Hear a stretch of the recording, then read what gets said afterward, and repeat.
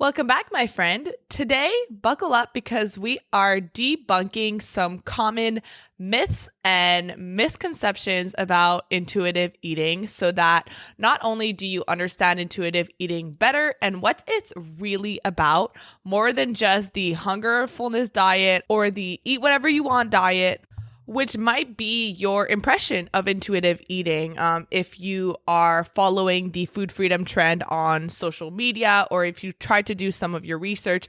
It can get very confusing and overwhelming because there are some people who make it seem like all you ever eat is ice cream and pizza, and that's really not what intuitive eating is about. So hopefully after today's episode, that's going to alleviate some of the fears that you might have about diving into this non-diet framework of eating that is rooted in nourishing your body instead of depriving yourself through restriction and guilt and shame. And so if right now you're perhaps afraid of pursuing intuitive eating, of leaving dieting and food rules behind because you're convinced that these rules are the only thing keeping you in check, and you believe that by removing these rules, you'll just completely go off the deep end and eat everything in sight, and then your health is just going to get worse. If you believe that maybe intuitive eating can work for other people, but you just don't believe that it's possible for you. Maybe you have been dieting or struggling with food and your weight for the majority of your life, that you don't know anything different. And the thought of trusting your body seems so out of left field.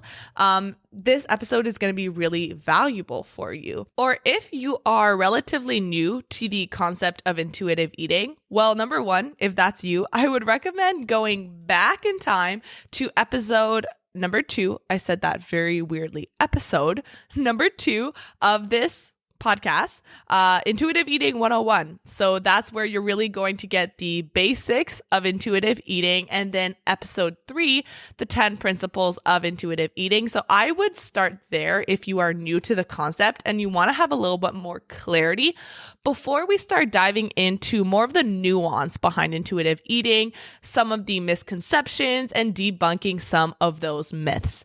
But if you want to have some of that clarity, maybe you don't quite understand how allowing yourself to eat the foods that you want could actually help you stop binge eating. It could help you stop emotional eating.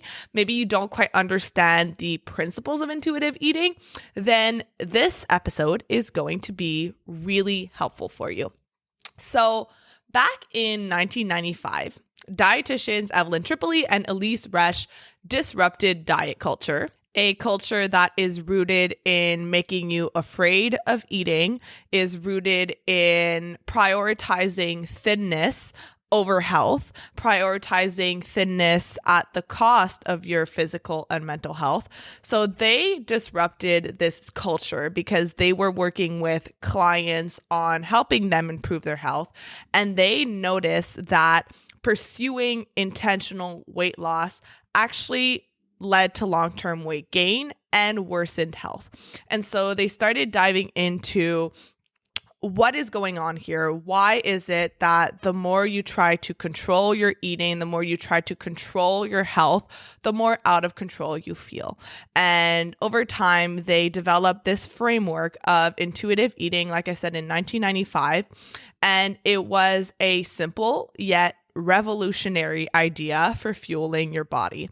And I'm saying revolutionary with air quotes here because really what it is, it's going back to the way that human beings were meant to eat, right? Before the MyFitnessPals and Weight Watchers and food scales and weight scales, back when all that people had to monitor what felt good and how to eat was their own bodies. And so this framework encompasses the dynamic intersection between your instincts, which is what your body is telling you, your emotions, and your thoughts in order to decide what you eat. On the bright side, and fortunately, intuitive eating has taken up more space, especially on social media. It's becoming more talked about. And this is likely because women are sick of dieting. They're sick of their entire lives getting wasted because of an obsession with food and their bodies. They just want to live their lives and feel healthy and enjoy the foods that they want to eat without guilt and shame or constant fear of losing control and binging. And so intuitive eating is the answer to that. It is the solution to wanting to feel normal around food again. However, on the more unfortunate downside of things is that some people in diet culture have taken the term and have used it as a weight loss approach, as a way of luring people in. And just like any online platform will hold a lot of misinformation and conflicting information, same goes with intuitive eating. So a lot of information can get lost, can get misconstrued. And so some people, especially someone who's new to intuitive eating, can get very confused and overwhelmed, not knowing where to start or what it's really about. I can't tell you how many DMs I get from women on Instagram who are at that point of diet rock bottom. They no longer want to diet. They know that it doesn't work, but there's a lot of fear around intuitive eating. And that fear usually comes from a misunderstanding. And so today what I want to do is I'm going to go over 4 of the most common myths and misconceptions that people have when it comes to intuitive eating, so that hopefully we can help you get some clarity, answer some of those biggest questions and concerns that you have, and give you some confidence moving forward, because a confused brain does not make decisions. And I don't want you to spend any more time stuck in the same patterns, repeating the same thing over and over again, because you only have so much time on this earth and you deserve to spend it in a way that's more valuable than obsessing over calories, carbs, Weight Watchers, the number on the scale. So let's demystify these common misconceptions that might be holding you back from breaking up with dieting and perhaps keeping you stuck in an unhealthy relationship with food. So myth number 1 is that intuitive eating means eating whatever you want, whenever you want. So that means you'll just end up eating ice cream and pizza for the rest of your life. So the first question I want you to ask yourself when you think about this is, imagine if you could only eat ice cream and pizza and whatever else, chips, crackers, for the rest of your life. How long do you think it would take before you started craving something fresh, something a little bit more nutrient dense, something that gives your body energy and makes you feel a little bit better? Probably not too long before you felt like crap just eating those foods all the time. It's the same thing that happens when, let's say, you go on a camping trip and you don't get to shower for 2 weeks. Eventually, all you're really craving is to take that shower, right? Like you get home and you're just going to want to take like a long, nice shower. But when you allow yourself to shower every day, it's part of your daily routine, you don't think about it all day long. So one of the biggest reasons why these types of food almost feel like out of reach, they feel special, they're put on a pedestal for chronic dieters, is because they tell themselves that they can't have it, that it's off limits, that it's bad. So even if you are physically eating those foods regularly, if mentally you're restricting those foods, if you're feeling bad, if you're feeling guilty, if you're telling yourself that you shouldn't be having it, the emotional restriction is going to have just as much of an impact on your behaviors around food than just not allowing yourself to eat it at all. And so when there is that fear of, what if I stop having all these rules around food, I'm just going to eat these junk foods all the time, there's a few things to consider. Number 1, there's a reason why in my Food Freedom Academy, one of the first things that I help you do is to learn how to reconnect to your body cues, learn how different foods affect you. Because when you're able to start connecting the dots on how different foods make you feel, and you're no longer being told by an outside force what you should or shouldn't be eating, number one, you get to take back your autonomy around food. Right? Because you're no longer being robbed of your independence. You're no longer having some external authority telling you how to live your life. So right there, we're removing the rebellion and the resistance that happens when you're on a diet. Oh, you're telling me that I can't eat pizza and ice cream? Then I'm going to go against what you're telling me to do, and I'm going to eat so much pizza and so much ice cream until my stomach hurts. Right? And so that's one of the pieces.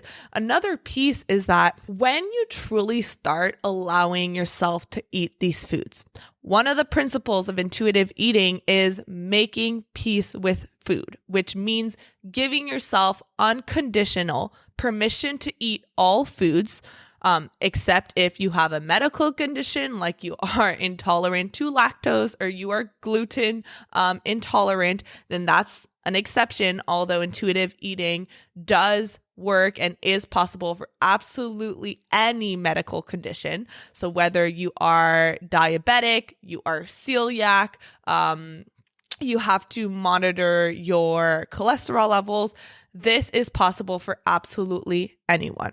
So one of those principles is making peace with food. So a common concern I hear from people is that they're going to feel out of control and eat food all day if they allow themselves to eat whatever they want. And it can be really helpful to reframe this thought in that cravings aren't the problems, right? So these foods are not the problem. The sugar, the sweets, the carbs are not the problem. The rules that we use to control these cravings are. So the irony is, and I noticed this definitely very intensely when I was struggling with binge eating, is that the more you try to control your food, the more you try to quote unquote eat healthy through rules and restrictions, the more out of control you're going to end up feeling, and likely the less healthy you'll end up eating. So if you have a rule that you cannot eat desserts during the week, you will likely think about desserts all the time. Then when it's finally the weekend, you will feel out of control around them after feeling deprived all week. And in your head, you are going to have that mentality that not only are you doing something wrong, but you broke a rule, right? Like this is, if you have a cheat day, cheat week type of mentality, then this is that time where you might as well eat as much as you can because you know that you can't eat desserts during the week. And so diet culture and dieting, what it does is it reinforces that all or nothing mentality. Either I'm not eating it at all or I'm eating all of the foods. What intuitive eating does is it deconstructs this all or nothing mentality, and it teaches you how to have balance. Right. And I know that balance can be a term that can be misconstrued, not forced balance, but natural balance, where you actually start craving healthy foods. Because when there is no longer that fear that these foods are going to get taken away from you, that a restrictive diet or starvation is around the corner, then there's no longer that urgency to eat as much of that food as possible. You can start prioritizing feeling good and your health in that moment because that sense of rush is eliminated. The authors of the intuitive eating book write, Guilt is what tends to make people eat uncontrollably. Intuitive eating means having no guilt in your eating. When you first begin the healing process, you may find that you're eating more of the foods that you had previously restricted. This restriction has led to deprivation, and you may end up eating more of these foods for a while. Once the deprivation has healed, these foods will take a balanced place in your life. And so at the beginning, you may experience what I call the honeymoon phase, when you are, for the first time in a long time, allowing yourself to eat these foods without guilt. And so there might be those first few weeks where all those foods are still exciting for you. They still feel restricted or forbidden. But this part is important to do, especially with support and with at least structure, when you learn how to make peace with food instead of just throwing all of your rules out the window at the same time. You really want to make sure that you do this systematically and strategically, right? So when I'm working with my clients, we don't have them reincorporate all of these forbidden and restricted foods all at the same time. We do it progressively to build up that trust in something called habituation, which is once you're exposed to something enough times, it loses its appeal. It's not as exciting. It's more regular. This is going to sound like such a silly example, but a couple of months ago, so for about 6-7 years of my life, I ate the same thing for breakfast. It was like these homemade protein muffins that I really enjoyed. They were super delicious. They were super convenient. And I was just eating them because it was easy. I didn't have to think about it. But a couple of months ago, I started eating toast with peanut butter and a banana on top. And it just like hit the spot. It was so good. I hadn't had that combination in so long. And so for the first couple of days that I switched up my breakfast and I started eating that, it was so exciting for me. I used to wake up and just be so excited to eat that breakfast. It was delicious. And over time, I've been consistently eating that breakfast for the past couple of months because I really enjoy it. It's still convenient. It still feels really good for me, but it's not as exciting as it used to be. And so when you get to that place of habituation, when you've placed all foods on the same level, there's no longer good and bad foods. There's no longer guilt and shame and feeling satisfied because you ate something healthy. You're able to start listening to what feels good for your body. You're able to understand your cravings, and you're also able to start prioritizing different types of hunger, which is something that we are going to talk about a little bit later in this episode. Once your body starts to trust you and it knows that starvation or another restrictive diet isn't around the corner, the urgency to eat these foods is gone and you can prioritize your health.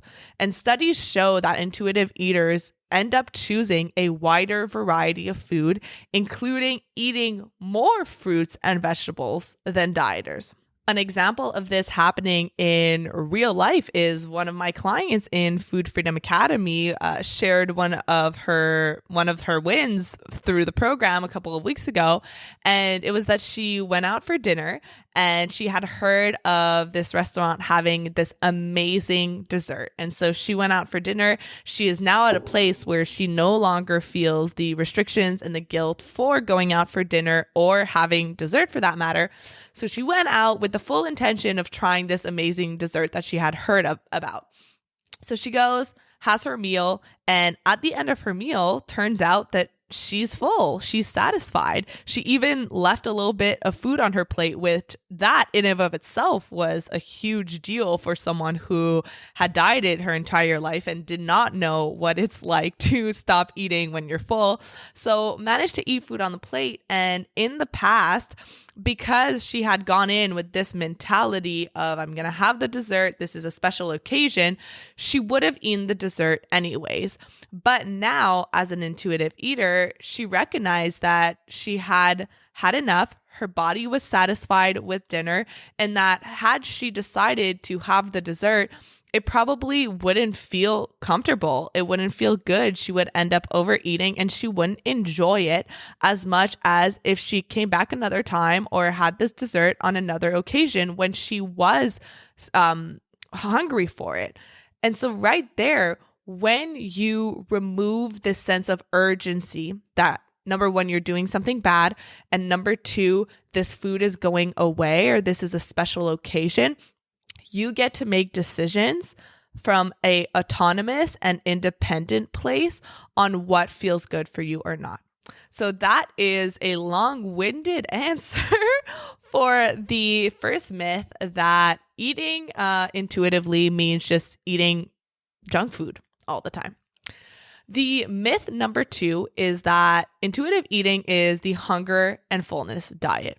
So this is a very common myth, right? So whenever I ask anyone who reaches out to me on Instagram and they're asking me about intuitive eating, I ask them, okay, so what do you understand about intuitive eating? And a lot of them will say like, oh, well, isn't it when just like you eat when you're hungry and you stop when you're full?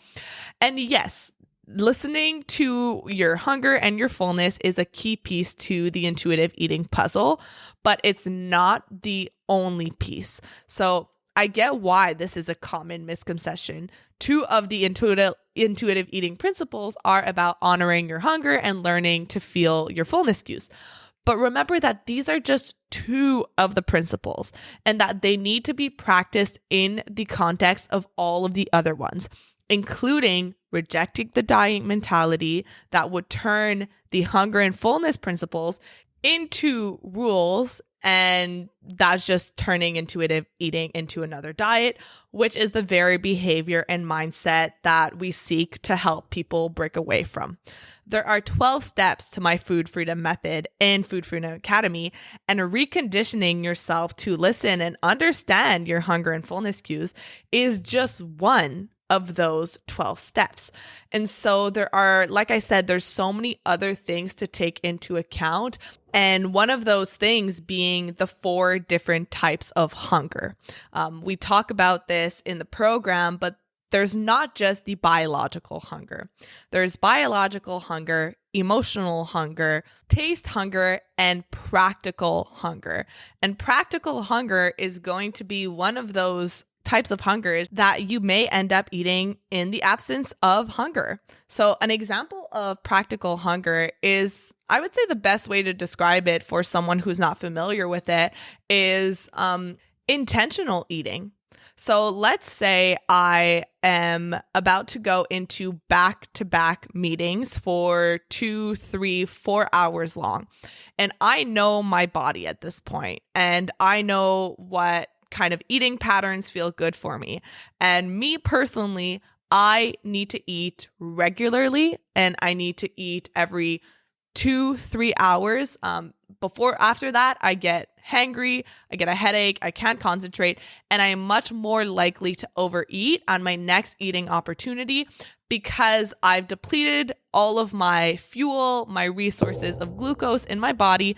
And so my body is going to feel in this like urgent state of primal hunger, and I'm going to end up overeating, not because there's something wrong with me, but because I just went too long without eating.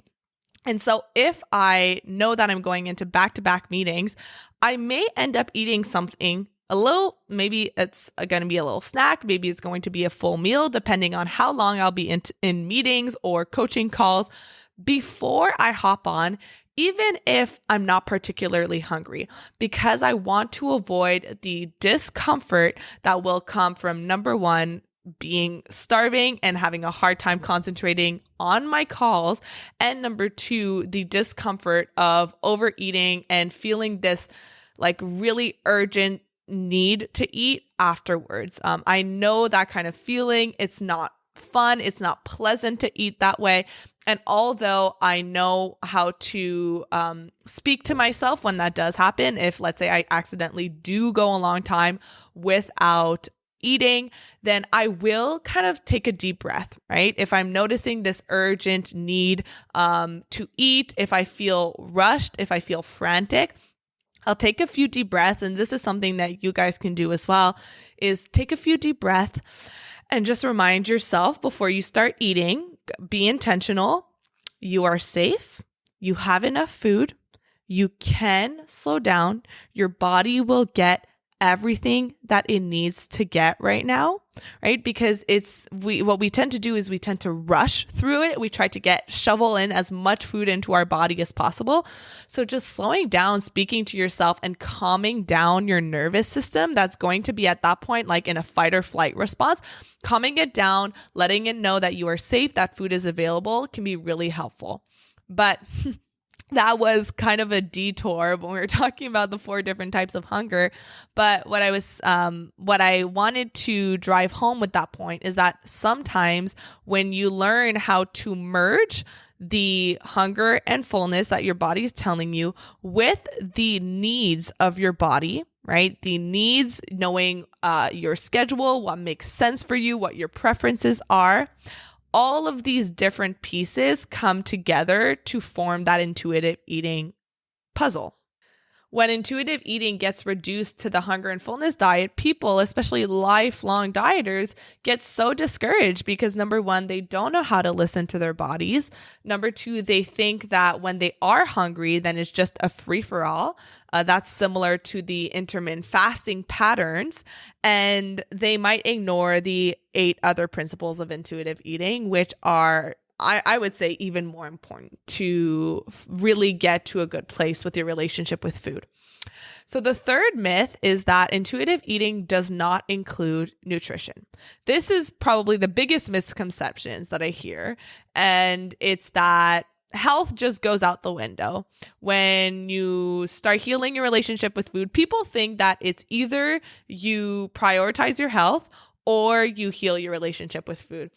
And actually what people need to understand is that in order to prioritize your health, you need to heal your relationship with food. I have been both. I have been in a very toxic and unhealthy relationship with food. And I am now where I am, where I have a peaceful, relaxed, quote unquote, normal relationship with food. And I am much healthier, both physically and emotionally, than I was back then. Gentle nutrition is one of the principles of intuitive eating. It is the 10th and the final principle. And what it does is it enables us to integrate nutrition science, so our external knowledge about nutrition, right? So we all know that eating more fruits and vegetables provides our body with nutrients. We all know that staying hydrated is good for us. And so it allows us to merge what we know as scientifically factual without that all or nothing thinking, without the guilt and the shame behind it. And so what I always explain to my clients is that the intention behind your choices matters so much. So are you choosing to have a apple because you like the way it tastes, you like that it provides you with fiber, you like that it's convenient and it's a really great snack for you because it's easy? Or are you eating an apple because you feel like you have to, because your diet told you that it's quote unquote good, right? So what is the intention behind your food choices? And if you are listening to this right now and you're not sure what that means, I want you to start paying attention when you're making a food choice, if you're doing it from a place of punishment or from a place of self-care and nourishment. Is it causing you anxiety? Is it causing you stress? Or are you doing it because it feels good for you? A major difference between intuitive eating and dieting is that when eating intuitively in the context of your food choices, that external knowledge, that nutrition science makes up a fraction of your decisions, alongside with other considerations like your emotional needs, your personal preferences, what you want in that moment, your cravings, your thoughts around that food. In comparison, when you're dieting or quote unquote clean eating, nutrition science is the only factor dictating your food choices, which leaves you feeling deprived, miserable, unhappy, all of those fun side effects that come along with dieting. So the closer you get to healing from diet culture, the easier it is for you to integrate gentle nutrition without risking the obsessions or the creation of food rules. And I have an assessment for my clients before we jump into gentle nutrition to make sure that they are ready to take that on, because there are so many steps that need to be taken before we start talking about reincorporating that nutrition science, like making sure that you have made peace with food, that you have made peace with your body, that you know how to reframe your beliefs around food, that you have healed from your diet culture mentality, that you have healed your relationship with exercise, right? All of those pieces are super important. This doesn't mean that we don't care to give you what your body needs in terms of nourishing foods. It just means that when it's accessible, you're honoring your body's mental and emotional needs rather than only prioritizing shrinking your body. So if it's more helpful for you to visually picture this, I want you to picture a Venn diagram. So we've got two circles. On one side, you have that internal knowledge, which is your instinct, right? So that's your body cues, your hunger, your fullness, your cravings, your desires. So you've got one on that one side. And then that is what people kind of consider that hunger and fullness diet. And then on the other side, we have the external knowledge about food. Like I said, the fruits and vegetables and vitamins and hydration and moving your body. So that goes on the other side.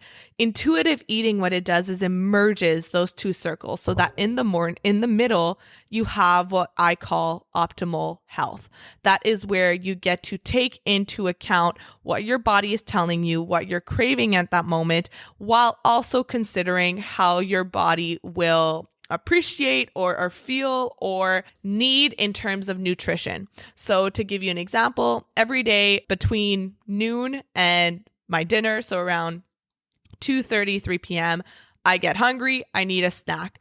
For me, in that moment, I know that if I have, let's say, chips or have something more sweet like cookies or a brownie, number one, it's not going to keep me full very long because I know personally for my body, a good balanced snack in terms of having some protein, some carbs, some fat, if possible, as much as possible, holds me for longer.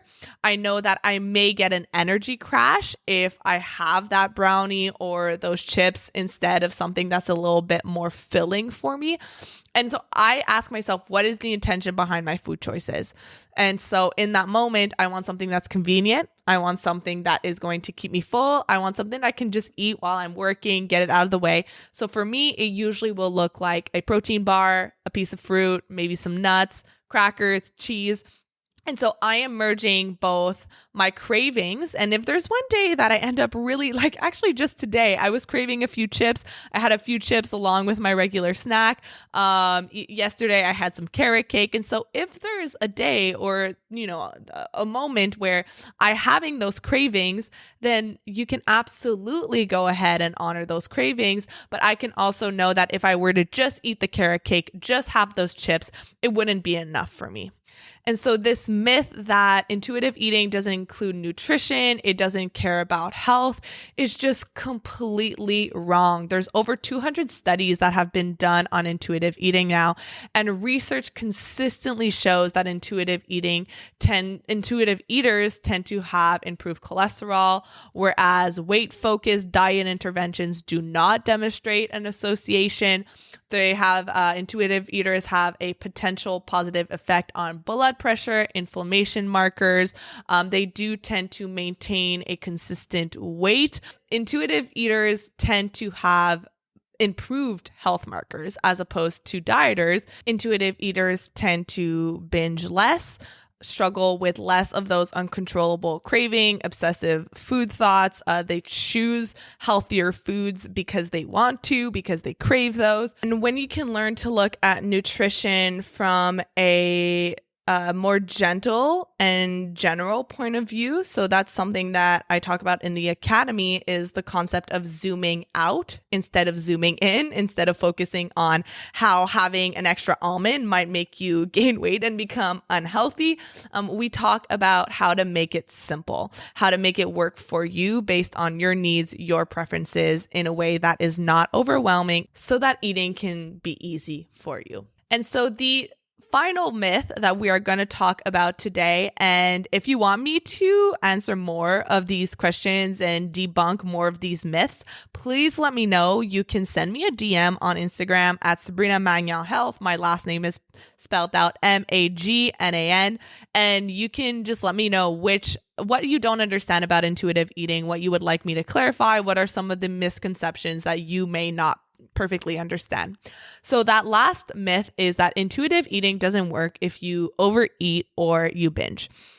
And if you are someone who has been struggling with feeling out of control around food, and the thought of intuitive eating just seems so scary for you, I want you to know that your feelings are so valid, and I understand where you're coming from.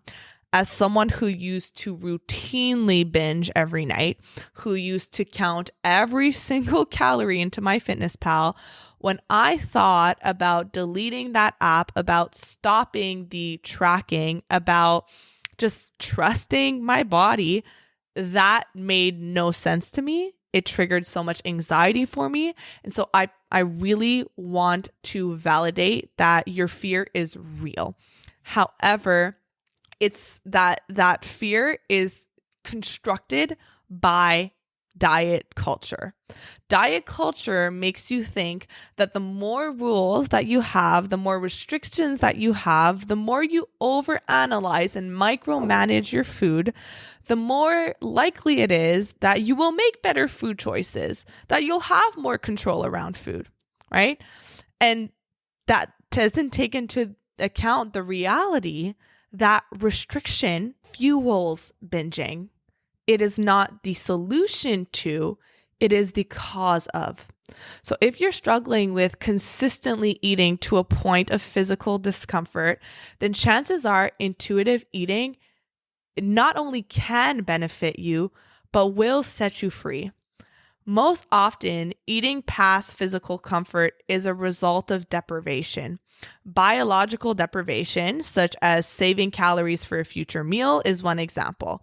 A psychological deprivation involves food rules and anticipated conditions like, I might as well eat all of this now because starting tomorrow, all of this food is going away and I'm getting back on track. So instead of increasing willpower or striving for moderation or discipline or avoiding trigger foods at all costs, intuitive eating teaches you how to live with these foods without losing control. Because let's be real here, you're never going to be able to avoid those cookies for the rest of your life. Food is always going to be around. There's always going to be that next thing, the wedding where there's going to be a lot of food, or the all-you-can-eat buffet, or the birthday party where you're going to be exposed to those foods that you try to limit or cut out when you're on your own. We cannot control our environment at all times. And it is this trying to control external things without addressing what's going on internally. Why am I feeling so out of control around this food?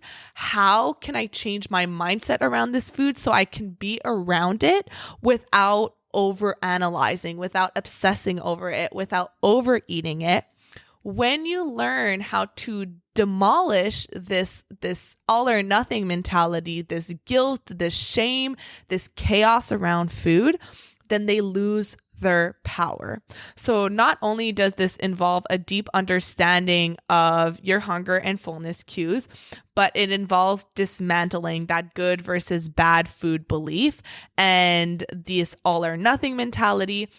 And it also involves the use of gentle nutrition and practical hunger to plan for times when you might come in contact with these foods, when food might be limited, where you might have no control over food, like when you're traveling. And so the bottom line is intuitive eaters heal their relationships with food using a neutral and judgment-free lens that is going to alleviate the guilt and the shame and the anxiety that you have around eating, is going to remove the restriction that triggers the binging in the first place. I want you to imagine that on a daily basis, I asked you to hold your breath for 2 minutes and then to breathe again. Chances are you would hold your breath for 2 minutes and then you would start breathing and you would hyperventilate and you would breathe in this very chaotic manner, trying to get as much air into your body as possible. Now, imagine I asked you to do that repeatedly throughout the day. You would just keep going on this pattern of trying to gasp for air and feeling uncontrollable, and it would be a very uncomfortable way of living your life. Restriction is that same thing. It's like holding your breath. And so you will go through periods of being able to hold your breath, but over time, chances are those restriction periods are going to get shorter and shorter. It's going to become harder and harder to restrict. And every time you come up for air, there will be this out of control eating, which is going to result in binging. So when we actually allow you to start breathing again, right? Having those normal in and out breaths throughout the day, right? Without holding your breath, there's no longer that gasping for air. When we take away the restrictions, then the uncontrollable eating gets taken away as well. So I hope that if you are someone who has been considering going on an intuitive eating journey, has been considering breaking free from dieting, from food rules, and doing the work to heal your relationship with food, but this fear of losing control and binging has been holding you back, hopefully this helped clear that up and bring you some sense of release and some sense of clarity and confidence moving forward. So a little recap. So the myth that we talked about today is that intuitive eating does not mean you're just going to eat junk food all day, every day. It gives you your independence and your autonomy back to make choices that not only honor your taste bud and your cravings, but make you feel well. When you take away the external rules, the external pressure from diets or weight loss programs or social media telling you that you have to eat a certain way, you also take away the rebellion and the resistance and the need to eat all of these foods in an urgent manner. The myth number 2 is that intuitive eating is not just the hunger and fullness diet. We have to take into account the 10 guiding principles of intuitive eating that include rejecting the diet mentality, making peace with food, learning how to walk away from a meal with satisfaction, how to silence your internal food police. There's so many puzzle pieces, and hunger and fullness are just 2 of those pieces. Myth number 3 is that intuitive eating does not include nutrition, when in fact, gentle nutrition is one of the principles that we talk about. We want to make sure that you are ready to incorporate gentle nutrition without turning it into a diet. So we have to address how you relate to food, what thoughts, what emotions you have associated with food, and making sure that that is a healthy and at a healthy and peaceful place before we can start talking about that. But absolutely, and again, we're talking about your lifelong experience with food from now on. This is no longer a crash diet that you're doing for 2 weeks. This is developing a way of eating that you will do until you're 80, 90, hopefully 100 years old. So it is normal that it's a process, that it takes some time, that there are some steps to take. And you want to make sure that you're doing it at the right pace that is good for you, that you're not missing any of those key steps. So that is why I do recommend getting some support, some guidance if you feel overwhelmed at the thought of doing this at your own or you're afraid of quote unquote doing it wrong. And myth number 4 is that intuitive eating doesn't work if you overeat and binge. And now we know that the main driver of binging is restriction. And so when you take away that root cause, then the binging goes away with it. So if you're someone who has been dieting for the majority of your life and you feel like the more you diet, the more out of control you feel, if you feel like this is just not a way of living for you, you cannot picture yourself at 80 years old still logging your ice cream sundae into MyFitnessPal or being afraid of eating carbs, and you want another way of living, of improving your health, one that actually works and that is rooted in compassion and in nourishing your body instead of restricting it, but you still have some of that fear or you don't know how to get started, then I have something that I created just for you to help you get on the right path. So my intuitive eating challenge is back, my 7-day free intuitive eating challenge, where I will take you through the very steps that you need to take at the beginning of your journey to start healing your relationship with food and leaving dieting behind you once and for all. I am so excited. It was such a amazing success last time. Some of these success stories and the wins that we heard in the challenge were just, they brought tears to my eyes, and I am so thrilled to be doing it again. It will be starting April 20th, and registration is starting today. And so if you want to save your spot and participate in this free challenge where I'm going to walk you through the actionable strategies and tools that I take my own clients through, then you can either head to the show notes where you will find that link, or you can go to sabrinamagnan.com/challenge. I would be absolutely thrilled to see you on the inside and to help guide you through this process. So I hope that today's episode was helpful. Thank you so much for listening. I appreciate every single one of you. And if no one has told you today, you are so loved, you are so worthy, and you are so capable of achieving whatever you set your mind to. Have an amazing rest of your day, and I will see you next week. Thank you so much for listening to today's episode. If you found it valuable, I would love if you would share it with someone you know that could benefit. If you're loving the show, don't forget to subscribe over on Apple Podcasts so you don't miss a single episode.